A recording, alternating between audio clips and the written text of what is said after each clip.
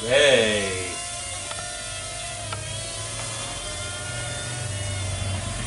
Ooh, Worry? you wanna land again, man? Yeah. Way, look at that.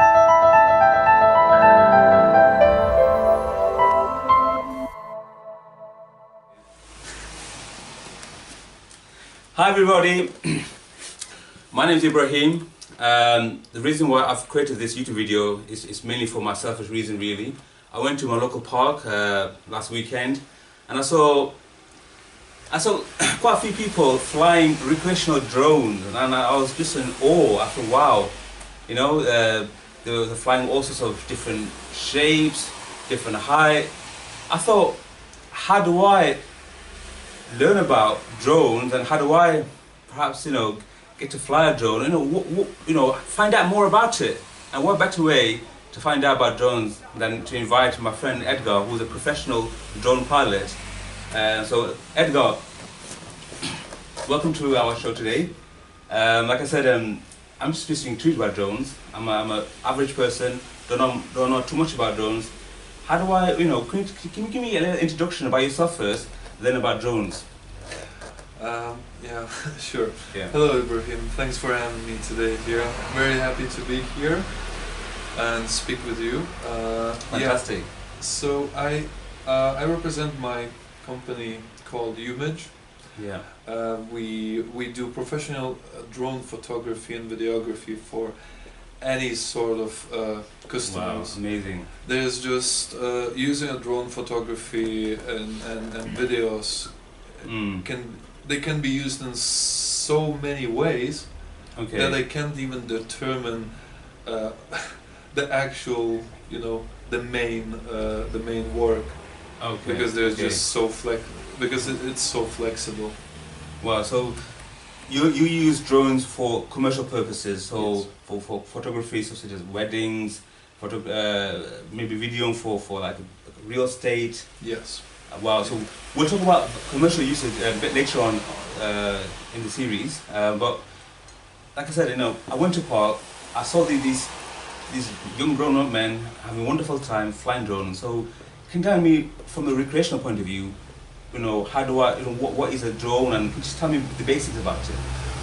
Yeah. Well, that's myself. I think it's kind of a funny story because the term drone to describe, which is basically unmanned aircraft, came because of the sound that it makes, which is sort of like a bee. So they started calling it a drone.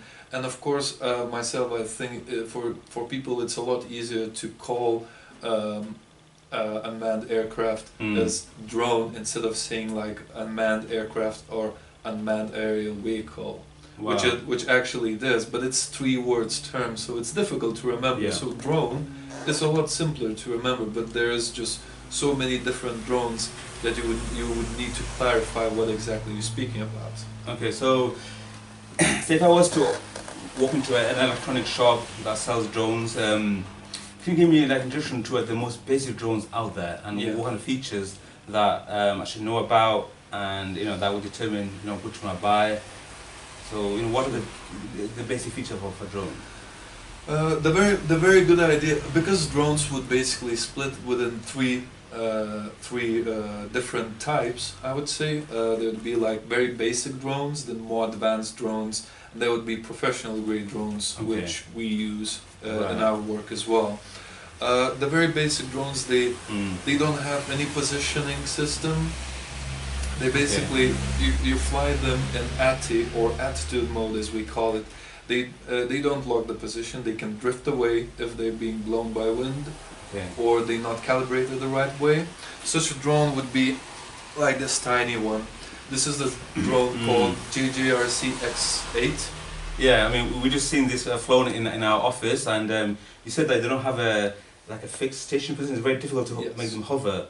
But you did such a wonderful job, flying around me, and I was quite scared actually. I tried not to show it, but I was quite scared. And you even landed on my palm, so it just shows how such a good, wonderful, professional drone pilot you are. Thanks. So they are difficult to, have it in a fixed position, aren't they? Yes, they are difficult to control, but which is very good. When you get used to control something like this, you can move to something larger. To be honest, I think larger drones, even if they don't have positioning system, they are a lot easier to control because they are larger, so maneuverability is a bit slower. When the drones is tiny as this, they move faster than and it's easy. It's harder to catch them with your eye. Yeah. So, but once you get used to control them, you get used to the controls because all of the, well, most of the drones in Europe and the United States are being used on Type 2 controls, which is the throttle going up and down or turning this way is being controlled with your left arm, and then how they turn, you know, yaw or going forward, backwards, controlled with your right arm. And I think in Australia, New Zealand, and some of the Asian countries, these sides are switched or used in some slightly different way. But once you get used to that, with this drone, you could possibly move for something more serious. Right. Yeah.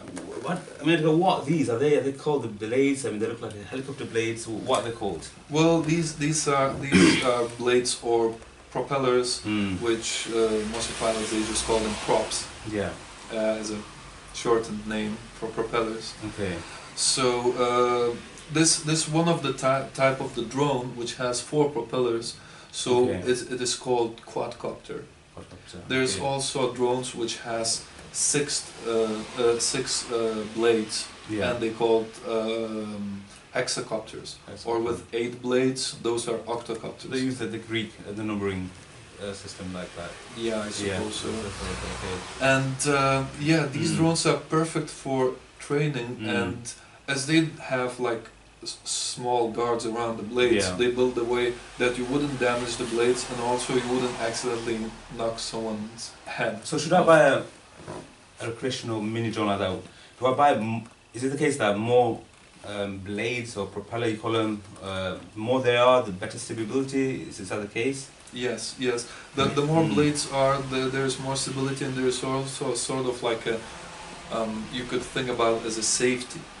Let's say if one motor by any chance somehow would fail mid-air, the quadcopter would fall down, while the 6 or 8 blades equipped drone can stay hover, and you can safely land it on the floor before any other thing would happen. I see. So, wow, that's amazing. So this one, obviously we can fly indoors. It won't cause too much damage.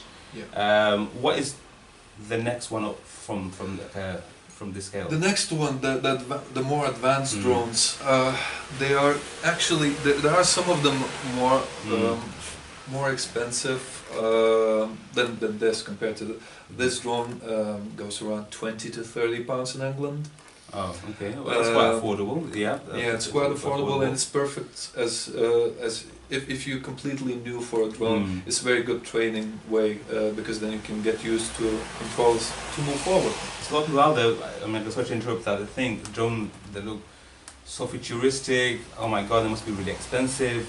20, 30 pound. You know, it's a good way to learn, and it wouldn't burn your pocket, should we say. So I was quite surprised that it's as cheap as that, to be honest. Yeah, it's very cheap. I think in England it's very popular. Red 5 shop that sells a lot of those drones, and it seems that they sell quite a few of them. Because I saw a lot of people flying those tiny nano drones, or a bit slightly larger drones made by Hubsan. Sure. But if we will move forward for advanced drones, there's 2 main, the most popular drone makers are DJI and Parrot. Parrot and DJI. Yeah. Okay. I never actually tried to use Parrot, but I do. That's one of our drones that we use. Wow, look at that. This is called DJI Phantom 3. This drone is, I would say actually it falls between the advanced and the professional, because it has GPS antenna on the top, so it can lock itself in a one position, even if the wind blows. Well, not too strong wind. Let's say up to 20 meters a second. It can maintain its position in the air Well, so it's got a mechanism to lock itself in the air using GPS. It uses that sounds global very fancy. positioning system to keep itself locked in all. It finds that position in three axes. Yeah. And it stays there. Of course, the more windy conditions are, the faster battery runs out, because it needs to, it needs to keep going towards this side if the wind blows from this way. Okay. So, of course, everything goes to conditions, but most of the time they do a very good job keeping the distance. So you fixed the propellers here. Obviously, this is for demonstration purpose. Edgar, you're showing those. So you fit propellers. Obviously, I noticed that this one's got a fancy camera. Yes. Can you tell me more about the camera on drones? Some of the drones, they have just first-person view or FPO cameras just mounted at the front. The bad point of that camera is if let's say you fly and you yaw, then the image yaws too. So you don't have the stable image in the video. So if you want to make a video for fun, you might just overlook that fact. But if you want to make, let's say, a video of your family vacation for fun, not commercially, but just for fun, you would go something like DJI. They uses the mechanical image stabilization system, which controls the camera. It basically the small box at the top. It's like a positioning sensor. So it senses when the drone leans in any way, and the same way it controls the camera to keep it steady. And there is also these 4 gum or silicone made balls that absorbs the vibration created from propellers. So you lose. They must be really, really noisy and it is. It's not a surprise that most of the drone cameras doesn't have a microphone equipped. So therefore you can use either your own music or just put some ambient music for your own video. But these cameras, they can shoot now. There are many advanced drones that can shoot even 4K videos. This one 4K. That's really Isn't 4K a bit higher than HD? I mean, I'm not familiar. 4K is one of the highest resolution out there, isn't it, at the moment? Yes. Well, it's the most popular ultra high definition term. There's already appearing 8K, but they are so you can expensive. never keep up with technology nowadays. They're so expensive that you can't really afford to buy them yet. But the same happened with 4K about 5 years ago, and now it's very affordable. So I believe we might move forward to 8K maybe within the next 5 years. So this particular model has got amazing stability with GPS locking mechanisms. Got amazing camera. So what kind of price range are these going at the moment? This drone, again, to me, it looks very, very technological. It looks quite scary. It must be really expensive. How much are they? This sort of drone actually comes with a price. Yes. This drone cost us to buy. I mean, when just bought it, the price unfortunately went down now. So we're a bit upset about this. But that happens. Well, the price has decreased because the next generation being released. So this drone, when we bought it, cost £700. Wow. But there are other equivalent, let's say made by Parrot. I struggle to remember the name, but that drone is also very popular. It has actually the camera in front, like FPV, but it uses a very wide aperture camera that captures very wide lens to capture a wide field, and you can actually scroll through that field, capturing just specific area that you want. So it's not the hardware stabilized video, it's actually software stabilized. So it's not as good as this, but it's still quite good. And the best bet is like 3 times cheaper than this. Now Parrot, it's not AR drone, but that drone comes for around 200 to 250 pounds. That's still very affordable, isn't it? I mean, it's not that bad. Very high tech toys, I should say. You know, they're very, very affordable. And of course, there's the most expensive part of the drones. They go very expensive. Unfortunately, we do have that drone. I didn't brought it with me today, but we do have DJI Inspire 1 drone, which that drone cost us close to £2,000. Now that's a heavy figure. That's, that's beyond that's very expensive. affordability. Yeah, that must be used for commercial grade, right? Yeah, that drone is specifically we bought for commercial use. Okay. That drone is very powerful. It can fly great ranges, and it has exchangeable cameras, so we can, let's say, switch to a thermal imaging camera if we have something to work with thermal imaging, or we can go for just simple 4K camera, or more professional camera, which we can even swap the optics. Okay. So there's, I would say that the more professional drones, they have a lot of modification options that you can adapt to each scenario that you work with. Sure. I mean, say I bought one of these fancy drones. I'm a new drone flyer. You know, even tell myself a new pilot. Inevitably, I might crash it. What kind of things are repairable? I mean, I dread to think that nothing is repairable. Then I would hesitate to even get off the ground, because what if I crash it somewhere? Repairability of the drones these days are very, very high. Okay. It's almost every single component can be replaced. Plastic parts available from the DJI website themselves. You can buy a new camera, new motors. Some of the replacements require more technical knowledge, because let's say to put a new motor in, we would need to resolder the 3 wires. Okay. So that would take a little bit more knowledge, but it's not that difficult. A simple soldering like this, and some of the components, if they damage, they cannot be fixed. They have to be replaced entirely, and that comes with price. Let's say if I would like to replace this entire camera unit, that would cost me around £200. Okay. Which is quite expensive when you compare it to the entire drone price. But it's understandable. Yeah. Well, otherwise, you know, a lot of people will think, if I lift this off, if I damage it, if it crashes, then that's it. So the fact that you can repair certain components, and presumably you have to take it to a professional. It's not something that someone can learn, you know, the DIY. Can learn from it's something that you can learn if you have some background. Let's say myself, I started to build my own drones about 4 years ago. I was building my first quadcopters. Not a single quadcopter that I have built had a positioning system, so I got adapted with attitude mode control drones quite a long time ago. And then when I just started to use DJI drones, I thought this is just so simple.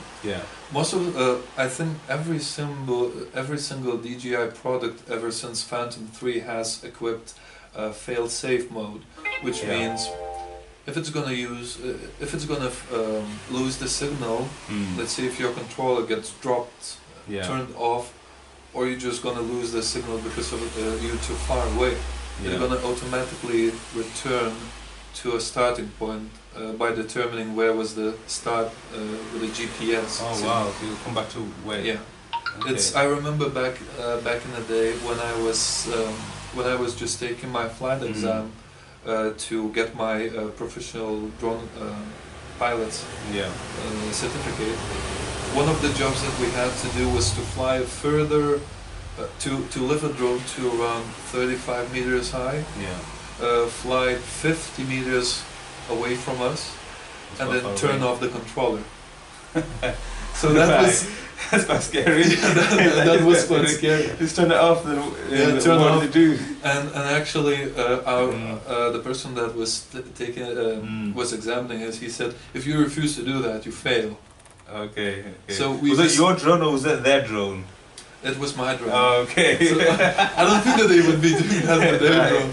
Okay. So that was quite scary. Yeah. So I went to the point they instructed me to go, and I just like my hands were shaking. Yeah. And I just turned it off. £2,000 worth of gear that you turned it on and you hope that it lands itself. Yeah, but luckily it just hovered for a few seconds, Okay. and then it just flew back and landed automatically. So. Thank God it did. Thank God it did. If not if motors wouldn't fail, you at least have that sense of safety that the drone will gonna come back to you. Okay. Okay, we're going in a very advanced level now. So, example, okay, fair enough. I suppose it's always good to learn with those small drones that you showed, the initial one, and which is about £20–30 to buy. Get used to that. Learn how to fly with that. Once you're confident, then you move up gradually into more advanced level of drones. Okay, so I bought a drone. How do I learn how to fly? Do I take it to my local park? Do I take it to my garden? And what are the legal implications as well? Say for example, if I fly my drones in my garden, what my neighbour complains? What are the privacy issues? So, A, how do I practice to learn and improve flying a drone? And B, what are the legal implications as well? Yeah. The basics. It's very good idea to start flying a drone maybe in your home if you don't have. It's either in your home, then you know that if you're gonna crash somewhere, it's not gonna be you're not gonna be crashing at someone else's property or at someone else. Yeah.